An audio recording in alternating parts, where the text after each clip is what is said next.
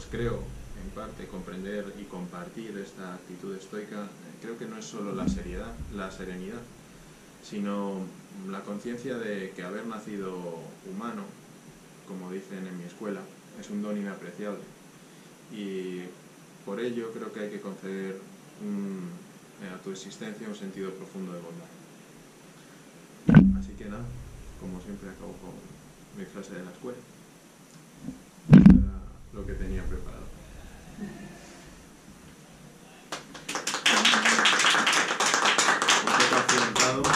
Un poco accidentado, pero bueno.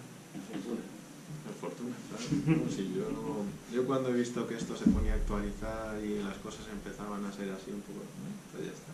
Pues nos hacemos cargo y somos responsables. No sé qué os ha parecido, si queréis comentar algo.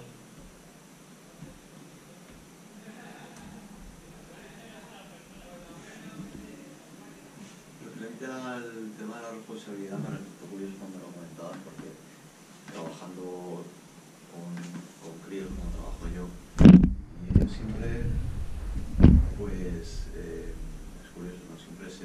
Ellos solo son responsables de lo bueno, nunca de lo malo. Siempre es, he aprobado, pero el profe me ha suspendido. Y es una visión bastante curiosa. Y, no, pero es que se me ha olvidado los deberes, y no es culpa mía, es que no sé, no... No, lógicamente, es que ¿cómo te vas a echar la culpa a ti? ¿No? Claro. Pero sin embargo, de lo bueno siempre sí que son responsables. Claro. No, lo que tienes bueno te lo mereces. Pero yo creo que no es solo los niños. Esto es en el ser humano. Pasa que la persona mayor sabe taparlo. El niño es más abierto y lanza pues, sus sentimientos y su modo de pensar. Y el ser humano ya es más mayor, más retorcido y ha aprendido de la vida y disimula, pero es un niño, al fin y al cabo. No, está, desde luego, si ya al final los ejemplos que he puesto son más de adultos que otra cosa, ¿no? El hecho de yo me esfuerzo por esto y no le debo nada a nadie, ¿no? ¿Cómo? ¿Por qué? O sea, ¿de verdad te lo crees tú? Pero sí, de ese pensamiento se deriva toda una actitud. ¿Sabes si es que el niño es imagen del adulto? También, lo que pasa es que el niño actúa por su pensamiento a vida corta, pero realmente está ya proyectando en la posición del adulto que tiene o sea, la observación del niño.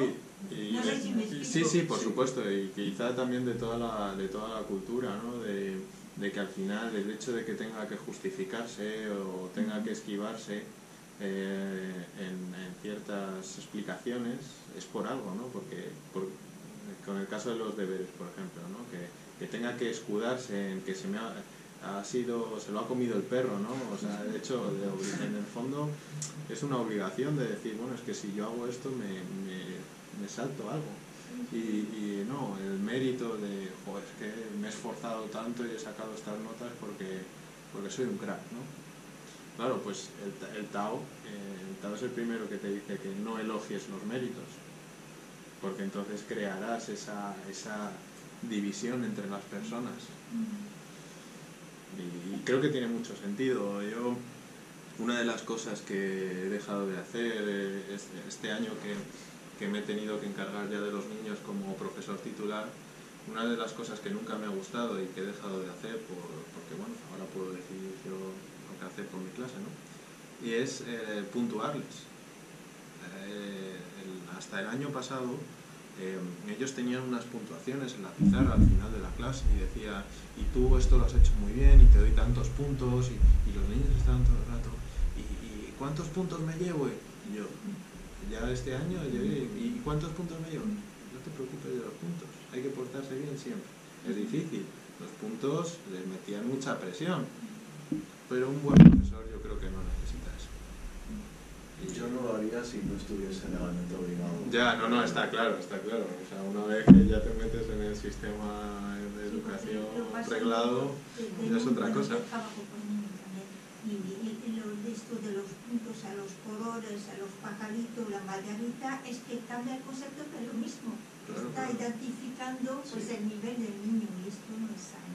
No, es que les generas una... A mí me parece que eso es una presión Y que al final es obligarles a que lo que en un principio yo creo que está en todos, que es el hacer las cosas porque sí, pues el juego tú no necesitas una razón para jugar, o para bailar, para jugar, para hacer todas estas cosas. ¿Qué necesitas?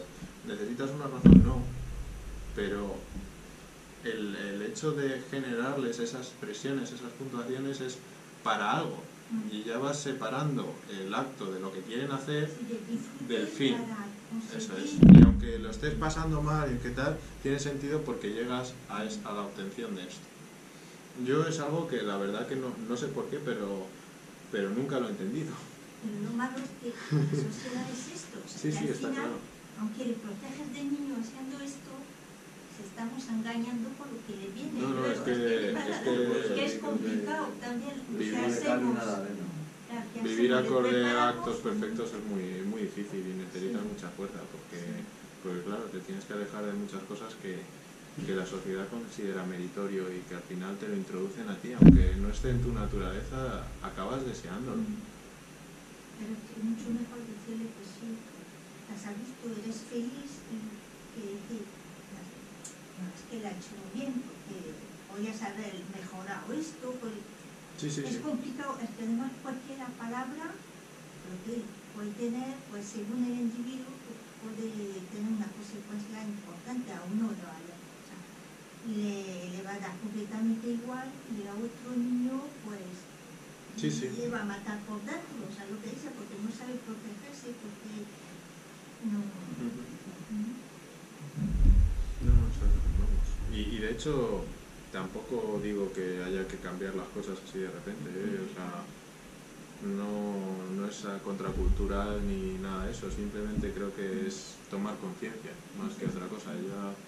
Luego el tema de cambiar las cosas es ya un momento secundario, y al final lo que tienes que cambiar el primero eres tú, y luego ya veremos, ¿no?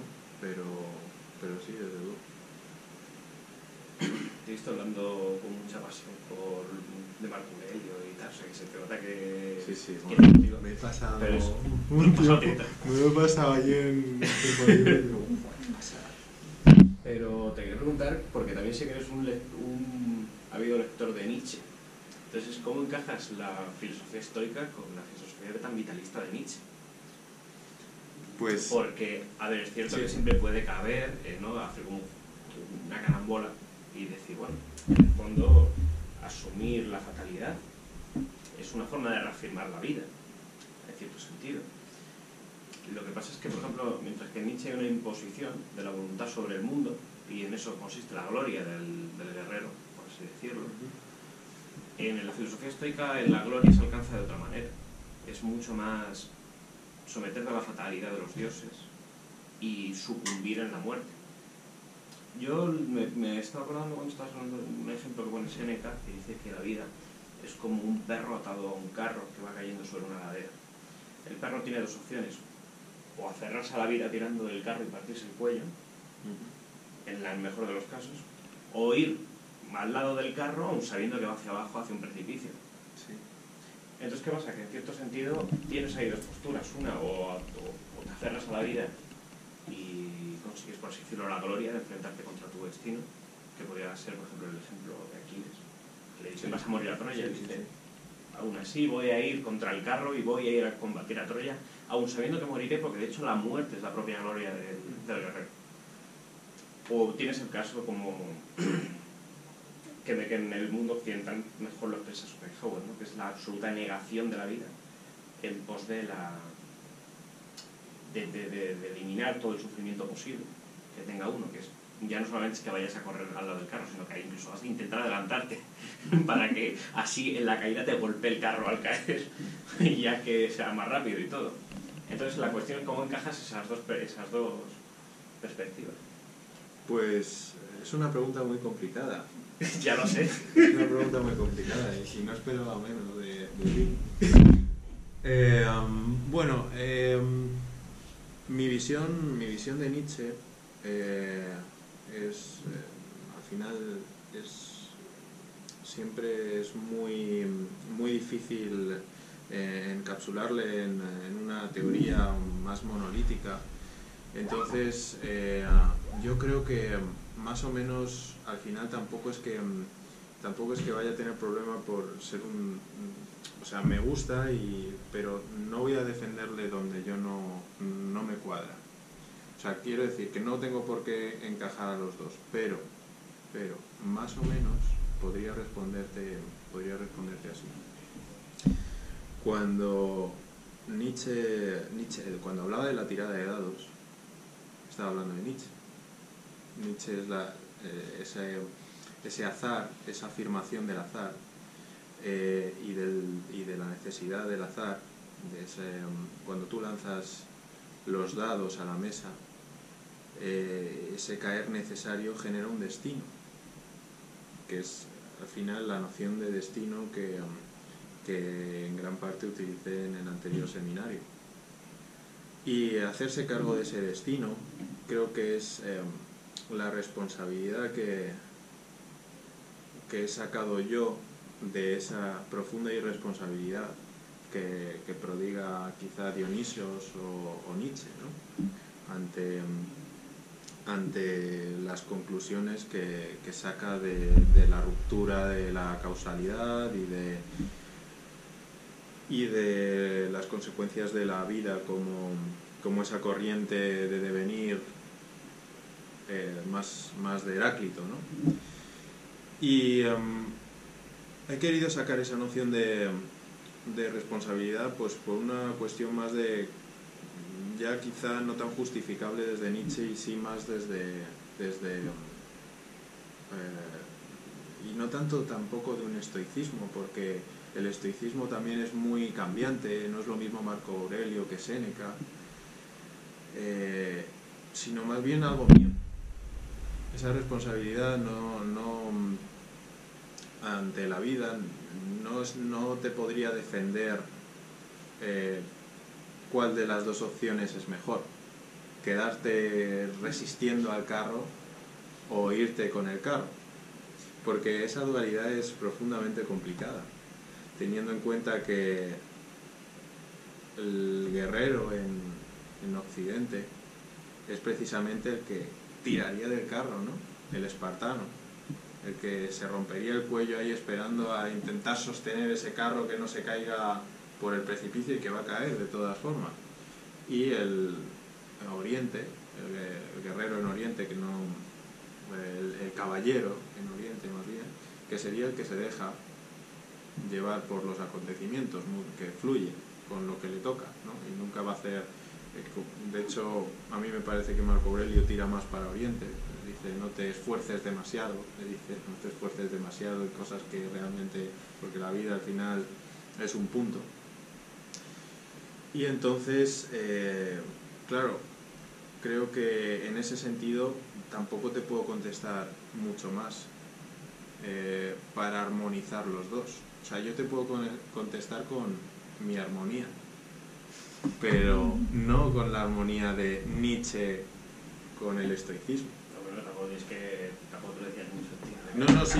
Sino lo decía porque es verdad que son dos facetas muy complicadas de juntar. Digo, ¿qué coordenada, qué constelación se te genera a ti? Vamos. Claro. Sí. Pues si no, vamos, pero te digo, tienes obra para escribir, ¿eh? Sí, te digo. Pero no sé hasta qué punto puedo contestarte, pero sí que yo siempre he visto un estoicismo en Nietzsche. Al final Nietzsche también es un escritor que escribe su obra muy profundamente apegado a su vida y que padece, sufre, y a pesar de que cuanto más escribe más le duele la cabeza, ¿no? Tiene esos dolores, esas jaquecas fuertes, y al final para él también es una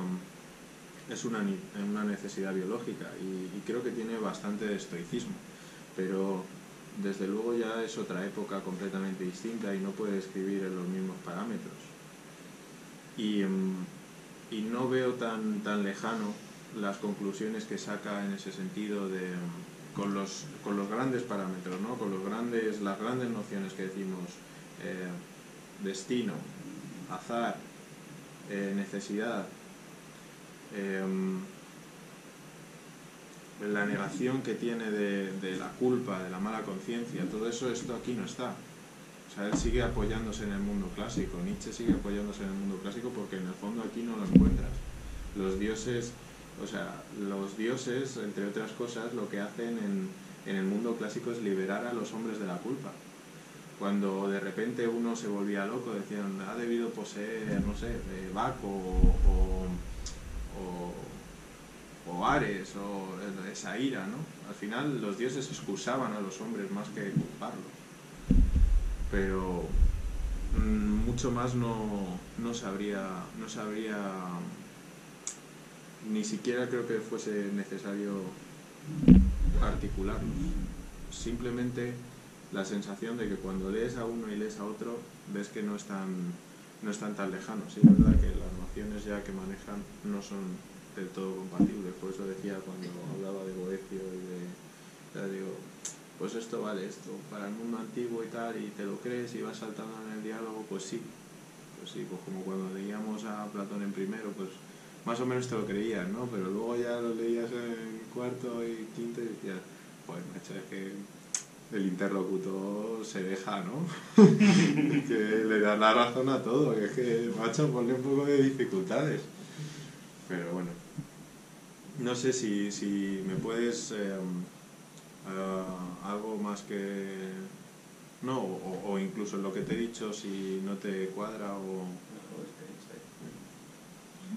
Sí, es que, o sea, también yo lo revelo un poco que uno de las interpretaciones que siempre sigo de Nietzsche es la de Deleuze. A mí es una... más que la de Heidegger, quizá siempre me ayuda mucho la interpretación que hace Deleuze, que en el fondo se centra en particular en estas nociones.